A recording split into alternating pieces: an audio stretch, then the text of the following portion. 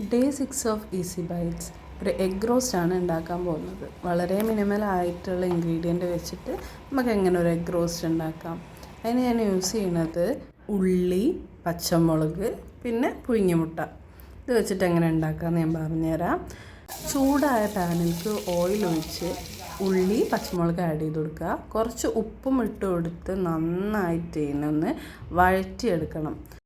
ഉള്ളി ഒന്ന് കുഴഞ്ഞ് വരുന്ന പോലെ നന്നായിട്ട് അതിനെ ഇളക്കി കൊടുക്കണം. ഇടയ്ക്കൊന്ന് മൂടിയൊക്കെ വെച്ച് കൊടുക്കുക. ഒന്ന് കുഴഞ്ഞ് വന്നതിന് ശേഷം അതിലേക്ക് മഞ്ഞൾപ്പൊടിയും മുളക് പൊടിയും ആഡ് ചെയ്ത് കൊടുക്കുക.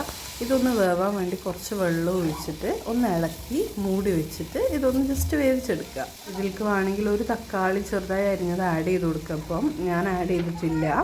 എന്നിട്ട് ഇതിനെ ക്ലോസ് ചെയ്ത് വെന്തതിന് ശേഷം ഒന്ന് ഇളക്കി നോക്കുക, അടിയിലൊന്നും പിടിച്ചിട്ടില്ലെന്ന് നോക്കുക.